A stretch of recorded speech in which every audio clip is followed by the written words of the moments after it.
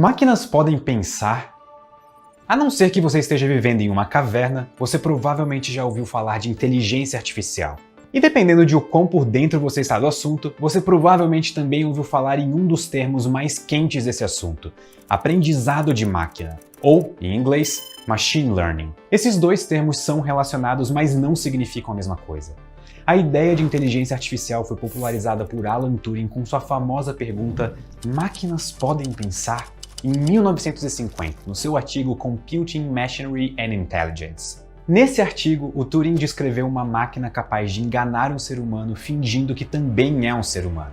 E isso ficou conhecido como teste de Turing, que inclusive eu já fiz um vídeo sobre. Então, para o Turing, uma inteligência artificial seria uma máquina capaz de realizar atividades humanas de uma forma que um outro ser humano não conseguiria distinguir se a atividade foi feita por uma máquina ou por um ser humano. Em outras palavras, uma inteligência artificial seria a capacidade que uma máquina teria de imitar o comportamento humano. Agora a questão que surge é: como é que nós podemos criar uma máquina que consiga imitar o comportamento humano de uma forma tão realista que seja difícil distinguir se estamos lidando com um ser humano ou uma máquina? Essa pergunta não é tão simples de ser respondida, e desde que Turing lançou seu artigo em 1950, diversos grupos de pesquisadores têm se dedicado exclusivamente a resolver essa questão. Um bom começo é o seguinte: se nós estamos querendo imitar a inteligência humana, por que nós não começamos a partir dela? Nós, seres humanos, aprendemos sobre o mundo desde o momento em que nascemos e começamos a observar e interagir com o ambiente ao nosso redor. Tudo que os nossos sentidos captam desde o momento em que nascemos se transformam em dados para o nosso cérebro e dessa forma conseguimos nos adaptar ao mundo. E ao contrário do que muitas pessoas acreditam, bebês não nascem com um cérebro em branco. Nós já viemos ao mundo com vários conhecimentos inatos, que nós vamos aprimorando com o passar do tempo. Uma coisa interessante é que nós aprendemos a observar padrões. Vamos imaginar o seguinte cenário.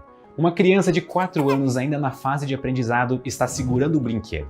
Pode ser uma peça de Lego, um carrinho, um ursinho de pelúcia ou qualquer brinquedo que você possa imaginar agora. A criança solta esse brinquedo e ele obviamente cai no chão.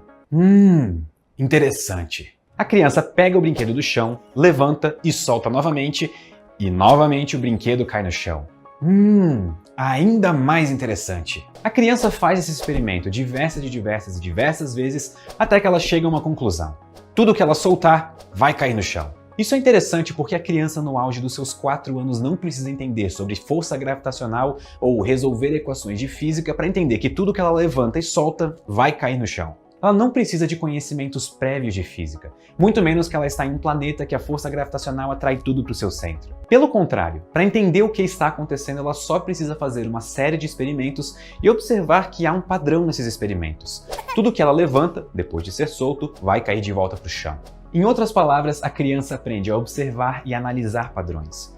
Todos esses experimentos viram dados obtidos pelo cérebro da criança e que serão utilizados para o resto da sua vida. Esse exemplo foi só uma de inúmeras interações e observações do ambiente que nós temos desde o momento que nós nascemos até hoje. Desde conseguir diferenciar um cachorro de um gato, ler, até aprender as placas de trânsito na hora de dirigir.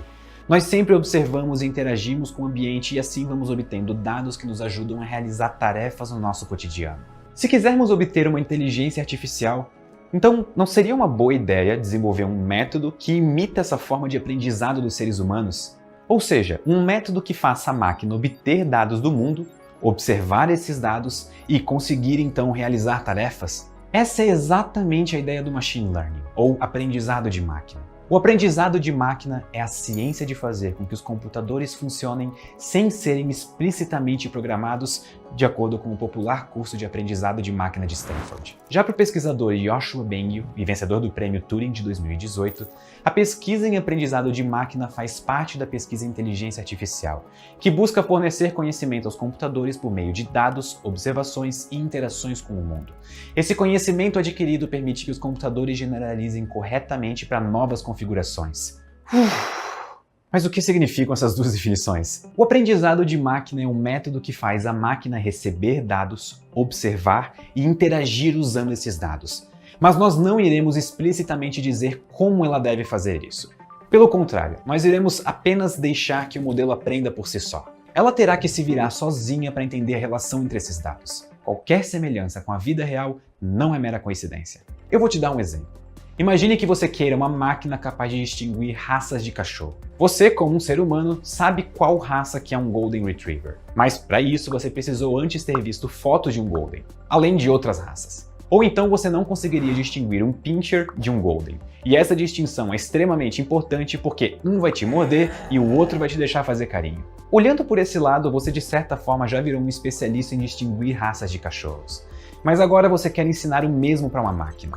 Como é que você vai fazer isso? Inicialmente você vai precisar de dados, que podem ser simplesmente muitas e muitas fotos de diferentes raças de cachorros. Você alimenta essas fotos para um modelo e ele, por si só, apenas observando as fotos, vai ter que aprender a diferenciar uma raça da outra. Existem diversas maneiras de fazer isso, mas nós vamos separar inicialmente em duas: os métodos supervisionados e os métodos não supervisionados. Nos métodos supervisionados você vai informar uma resposta para a máquina. Isso significa que você vai dar o que nós chamamos de entrada, ou input, e também uma saída, ou output associada àquela entrada. Vamos supor que você dá uma foto de um Yorkshire para a máquina sem dizer que existe um Yorkshire nela. Esse é o input, ou o valor de entrada. Mas você também resolve dar um rótulo, ou uma espécie de nome, de Yorkshire para aquela foto. Esse é o seu output. Você também poderia dar a foto de um Golden, que também seria um input, e colocar nele um rótulo de Golden, que seria o output. Você faz isso para todas as fotos de todas as raças de cachorro que você tem no seu conjunto de dados. Toda foto terá um rótulo associado. A moral da história é que a máquina então vai ter que aprender sozinha algum jeito de relacionar os valores de entrada, que são as fotos dos cachorros, com os valores de saída, que são as raças deles. No método supervisionado, você pode lidar com uma situação de classificação, que é a situação em que você quer classificar os dados em certas categorias, ou seja, raça dos cachorros, ou uma situação de regressão, em que você obtém um resultado que não tem classe. Por exemplo, o modelo recebe a foto do cachorro e, sei lá, estima o tamanho desse cachorro em centímetros. Yorkshire, Golden. Será que eu passei no teste de Turing? Os métodos supervisionados estão muito relacionados com um método de aprendizado de máquina chamado aprendizado profundo, ou Deep Learning. O aprendizado profundo se baseia no uso de uma ferramenta chamada redes neurais. As redes neurais imitam a forma como os neurônios biológicos do nosso cérebro se comunicam entre eles e como eles aprendem e passam informações uns para os outros até chegarem em uma resposta. É assim que você, ao olhar um cachorro pug, sabe que ele é um pug. Você observa o doguinho, a informação é passada até o seu cérebro pelos seus neurônios, que conversam entre si e chegam a uma conclusão, que é: o cachorro é um pug. Essa conclusão é baseada em anos e anos de dados que você obteve. Só que caso você não reconheça a raça, é possível que o seu banco de dados de raças de cachorros não esteja atualizado, ou então você simplesmente nunca observou essa raça de cachorros antes. As redes neurais fazem algo similar. Elas recebem uma imagem, conversam entre si e tentam aprender de alguma forma relacionar a entrada com a saída. Esse foi o método supervisionado, em que informamos a rede o que ela deve tentar encontrar em uma relação. É exatamente o oposto que acontece com o método não supervisionado. No método não supervisionado, nós não avisamos a rede exatamente o que ela deve aprender e muito menos damos rótulos. Nós informamos os dados para a rede e ela tem que aprender a separar tudo sozinha por conta própria. Imagine que você tenha vários tipos de cachorros com várias características, cores diferentes, tamanhos diferentes e, sei lá, até um tipo de latido diferente, por que não? Um tipo de modelo não supervisionado pode analisar essas características e tentar agrupar em diferentes grupos nos quais cachorros com características semelhantes fiquem no mesmo. Por exemplo, cachorros com manchas e grandes podem ser agrupados como dálmatas, enquanto cachorros pequenos e caramelos com latidos mais agudos podem ser agrupados como pinschers. Isso sem nós nunca avisarmos a máquina os rótulos de cada cachorro. Sim, isso é possível. Uma máquina que aprende sozinha a dividir os grupos com base nas características. Só que ainda existe mais um método de aprendizado de máquina que fica entre o supervisionado e o não supervisionado. Esse seria o aprendizado por reforço, em que uma máquina interage com o ambiente por meio de ações, em um esquema de tentativa e erro até aprender. O esquema funcionaria assim. Uma máquina tem um objetivo para realizar e ela faz uma ação no ambiente em que ela está inserida. Se ela conseguir realizar o objetivo, ela ganha uma recompensa. Se ela não consegue, ela não ganha recompensa ou recebe uma punição. Agora eu espero que vocês estejam pensando profundamente o que é uma recompensa e o que é uma punição para uma máquina. Por favor, deixar boas sugestões nos comentários. Isso vai acontecendo até ela maximizar as recompensas e aprender a realizar os objetivos. Ainda usando cachorros como exemplo, imagine que você quer ensinar o seu cachorro a sentar.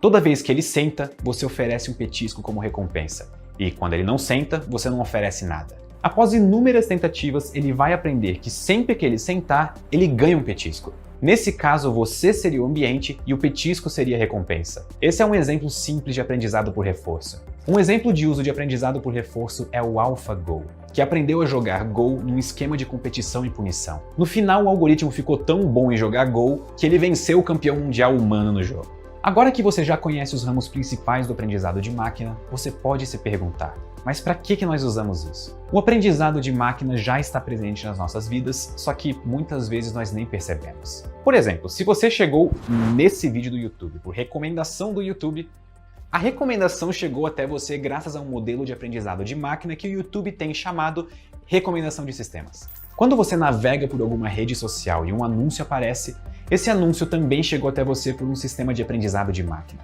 Quando o seu celular reconhece o seu rosto, ou quando um filtro do Instagram coloca orelhas de gatinhos em você, também foram modelos de aprendizado de máquina que fizeram seu computador detectar o que é um rosto. O aprendizado de máquina também está bastante presente na ciência, como por exemplo na astronomia, em que nós podemos utilizá-lo para classificar galáxias dentro de inúmeros catálogos. Também podemos usar na biologia para entender estruturas de proteínas ou na medicina para agilizar a criação de remédios e tratamentos. Ou seja, são inúmeras aplicações para essa área, incluindo aplicações que nós até não imaginávamos, como por exemplo a recriação 3D de retratos em pinturas. Então, se você quiser ajudar o sistema de recomendação, que é um aprendizado de máquina do YouTube, recomendar mais vídeos do Ciência Todo Dia, deixe o like e se inscreva, porque esses são os parâmetros que ajudam o sistema a entender quais são os seus gostos e recomendar mais de mim no futuro. Muito obrigado e até a próxima!